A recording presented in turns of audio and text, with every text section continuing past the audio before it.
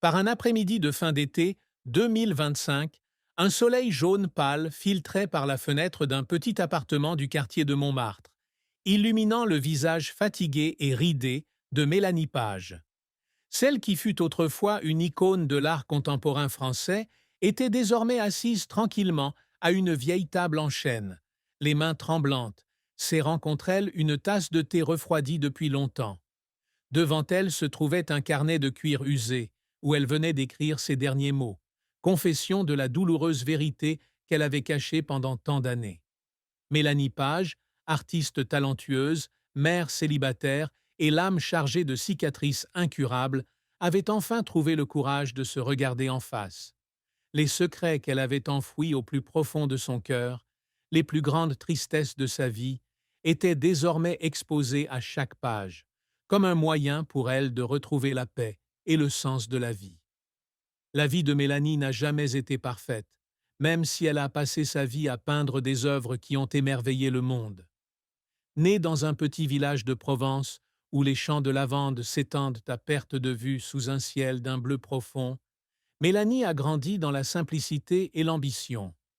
Dès son plus jeune âge, elle trouvait du réconfort dans les coups de pinceau. Ses premiers tableaux, dessinés sur des bouts de papier dans la petite cuisine de sa mère, étaient des images oniriques de champs, de vieilles maisons en pierre et de rêves plus grands que sa vie simple. Sa mère, couturière aux mains rudes, mais au cœur chaleureux, l'a toujours encouragée à poursuivre sa passion, même si la famille ne connaissait que des jours frugaux. C'est cet encouragement qui a conduit Mélanie à l'école d'art d'Aix-en-Provence, où son parcours a débuté. À 20 ans, Mélanie s'est installée à Paris avec une vieille valise et le cœur plein d'espoir. La ville lumière, avec ses rues pavées et ses galeries scintillantes, était l'endroit où elle croyait pouvoir réaliser son rêve. Mais Paris ne l'a pas accueillie avec des pétales de rose. Elle a dû travailler jour et nuit, préparant du café dans un petit café ou posant pour des cours de dessin, juste pour avoir assez d'argent pour acheter de la peinture et des toiles. Ses premières toiles, pourtant pleines d'émotions, furent souvent refusées par les galeries, jugées trop personnelles ou manquant de la sophistication de l'art traditionnel. Mais Mélanie ne baissa pas les bras. Elle continua à peindre, à soumettre ses œuvres à des concours et, à 25 ans, réalisa sa première exposition dans une prestigieuse galerie du Marais. Les critiques commencèrent à la remarquer, la surnommant la nouvelle vague de l'art contemporain, et le nom de Mélanie Page commença à se répandre. La carrière de Mélanie fut un véritable tourbillon, un voyage entre lumière et obscurité. Ses peintures, souvent abstraites mais obsédantes, représentent la douleur, la perte et les fragiles moments d'espoir, et ont touché des milliers de personnes. Elle fut invitée à des expositions internationales, de New York à Tokyo, et ses œuvres parurent dans les plus grands magazines d'art. L'une de ses toiles, Darkness Under the Lamp, fut vendue pour des millions d'euros aux enchères à Londres, marquant l'apogée de sa carrière. Mais derrière les projecteurs, Mélanie a toujours ressenti un vide incommensurable. Elle travaille souvent jusqu'à l'épuisement, veillant toute la nuit dans son atelier pour créer des œuvres qui, espère-t-elle, révéleront sa véritable identité. Mais cette vérité, elle n'ose jamais l'affronter, jusqu'à ce que tout s'écroule. La plus grande tristesse de Mélanie ne vient pas de ses échecs professionnels, mais de la perte de son fils unique, Étienne. Étienne, avec ses yeux clairs comme le ciel provençal et son sourire éclatant comme le soleil, était la seule lumière dans son monde pourtant sombre. Elle lui donna naissance à 22 ans, au cours d'une brève relation avec un musicien errant nommé Antoine. Antoine la quitta dès qu'il apprit sa grossesse, laissant Mélanie seule face aux responsabilités de la maternité. Mais elle ne considéra jamais Étienne comme un fardeau. Il fut sa plus grande inspiration, la raison pour laquelle elle se levait chaque matin et prenait son pinceau. Les plus belles toiles de Mélanie portaient toute la marque d'Étienne. Des touches de couleurs vives, des images abstraites de la joie et de l'innocence de l'enfance. Elle laissait souvent Étienne s'asseoir à côté d'elle dans l'atelier, où le garçon faisait ses propres dessins maladroits, riant, tandis que sa mère mélangeait ses peintures. Mais par une froide matinée d'hiver de 2018, alors qu'Étienne n'avait que 10 ans, Un accident de la route lui coûta la vie. Le bus qui le transportait à l'école fut percuté par un conducteur ivre sur une route de la banlieue parisienne. Le choc fut si violent que le bus se retourna et Étienne, assis à l'arrière, n'eut aucune chance de survie. Lorsque la police frappa à la porte de l'appartement de Mélanie, celle-ci travaillait sur un nouveau tableau, inspiré d'un voyage qu'elle avait fait avec Étienne sur la côte normande.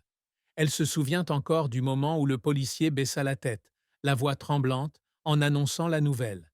Le monde de Mélanie s'écroula à cet instant. Elle s'écroula au sol, ses peintures éparpillées partout, comme si son cœur s'était brisé en 1000 morceaux. La mort d'Étienne bouleversa Mélanie. Elle cessa de peindre pendant près de 2 ans, s'enferma dans son appartement, refusant toute invitation à des expositions et tout appel de ses amis. Ses peintures, autrefois vibrantes, étaient désormais d'un gris terne, reflétant son chagrin inexprimé. Mélanie ne se pardonnait pas d'avoir laissé Étienne prendre ce funeste voyage en bus. Elle se demandait ce qu'elle aurait pu faire différemment, si elle avait pu le garder à la maison ce jour-là, ou si elle aurait pu le conduire à l'école. Ce regret devint une blessure éternelle, une profonde tristesse qu'elle porta en elle toute sa vie. Chaque nuit, elle rêvait d'Étienne, le voyant courir pour la serrer dans ses bras, mais lorsqu'elle tendait la main, il disparaissait comme un fantôme. Outre la douleur de la perte de son fils, Mélanie a dû faire face à d'innombrables autres défis. Mère célibataire, elle se heurtait souvent à des difficultés financières. Malgré sa célébrité, ses peintures ne lui rapportaient pas toujours un revenu stable. Certains mois, elle devait choisir entre acheter de la peinture ou payer le loyer. Elle se souvient avoir cuisiné des repas simples à base de pâtes et de tomates pour nourrir Étienne, tout en jeûnant pour économiser. Elle a également été victime de discrimination dans le milieu artistique, où les hommes étaient souvent favorisés.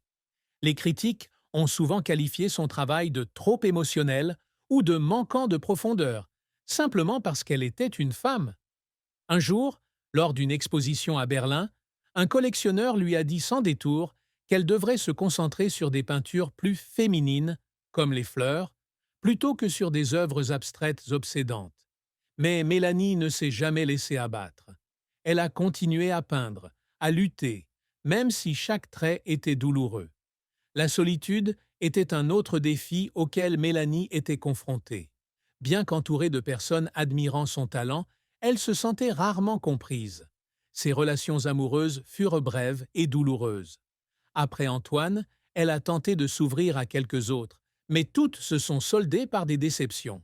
Un homme, un journaliste d'art, lui a promis de la suivre, mais a fini par la quitter lorsqu'elle a refusé de déménager à Londres pour poursuivre sa carrière. Un autre artiste, a utilisé sa célébrité pour faire avancer sa propre carrière, lui laissant le sentiment d'être trahi. Après la mort d'Étienne, Mélanie s'est encore plus renfermée, refusant toute chance d'aimer et d'être aimée. Elle craignait que cette ouverture n'apporte plus de douleur, que le destin ne lui enlève ce qui lui était cher. La douloureuse vérité que Mélanie a finalement avouée dans son carnet ne concernait pas seulement la perte d'Étienne, mais aussi celle de l'amour de sa vie. Avec des mots tremblants, elle écrit sur Julien, un poète rencontré lors d'une exposition à Lyon en 2015.